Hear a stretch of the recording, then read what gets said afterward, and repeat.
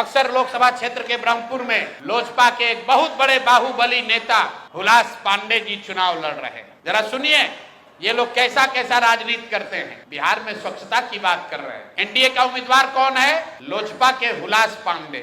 उनकी छवि क्या है वो आप हमसे बेहतर जानते हैं। वहां से ये जन सुराज के प्रत्याशी हैं डॉक्टर सत्य प्रकाश तिवारी।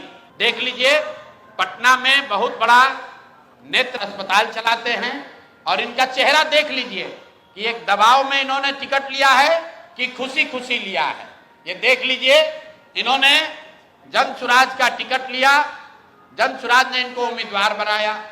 3 दिनों तक इन्होंने सक्रियता से वहां प्रचार किया, लेकिन कल जब नामांकन वापस लेने की अंतिम तारीख था, परसों रात तक ये साहब अभियान में लगे हुए थे, प्रचार कर रहे थे और कल सुबह में अचानक से भाई साहब ने अपना उम्मीदवारी, अपना नामांकन वापस लिया है।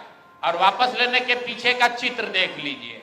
उन्होंने एक चित्र जारी किया है जहां पर डॉक्टर साहब अपना नामांकन वापस ले रहे हैं। हम चित्र जारी कर रहे हैं। देखिए धर्मेंद्र प्रधान हैं और यही डॉक्टर सत्य प्रकाश तिवारी हैं। इनके घर पर बैठ के इनको देखिए क्या किया जा रहा है। आपने भारत के लोकतांत्रिक इतिहास में ये नहीं देखा होगा कि चुनाव घोषित होने के बाद जो उम्मीदवार है, आधिकारिक तौर पे जो उम्मीदवार है, उससे पार्टी का कार्यकर्ता नहीं, लोकल नेतृत्व नहीं, भाजपा के केंद्र में मंत्री धर्मेंद्र प्रधान हैं। ये देखिए हाथ मिला रहे हैं भाई साहब। इस डॉक्टर के घर पर बैठ के इसको दबाव देकर जबरदस्ती इनसे चुनाव में इनका नामांकन वापस लिया गया है।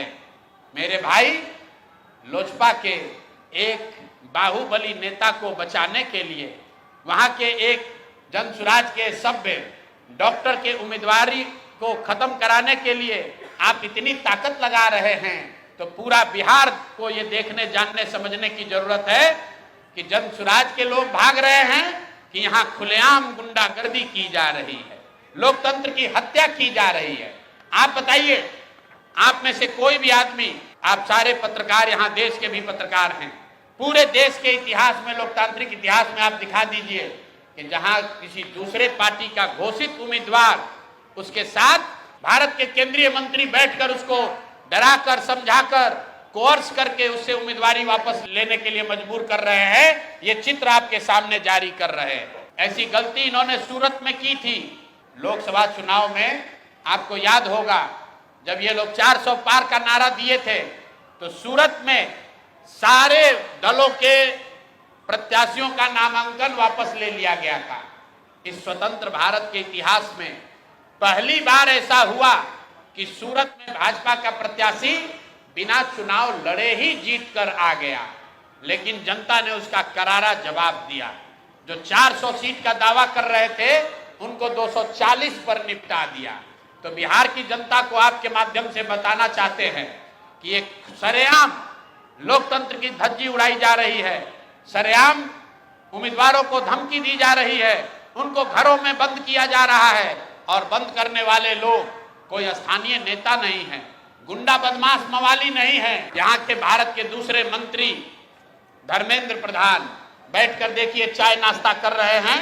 और डॉक्टर साहब बताइए, कोई एक डॉक्टर हिम्मत करके बिहार की व्यवस्था को सुधारने के लिए खड़ा हुआ है, आप उसका हौसला अफजाई नहीं कर रहे हैं, आप उसका विरोध कर रहे हैं। यहाँ तक तो ठीक है, लेकिन आप उसके घर पर बैठ के उस पर राजनीतिक, आर्थिक, सामाजिक दबाव बना रहे हैं, उसको धमका रहे हैं। ये कहां तक ठीक है? ये बिहार की जनता को देखने और समझने की जरूरत है। स्कूल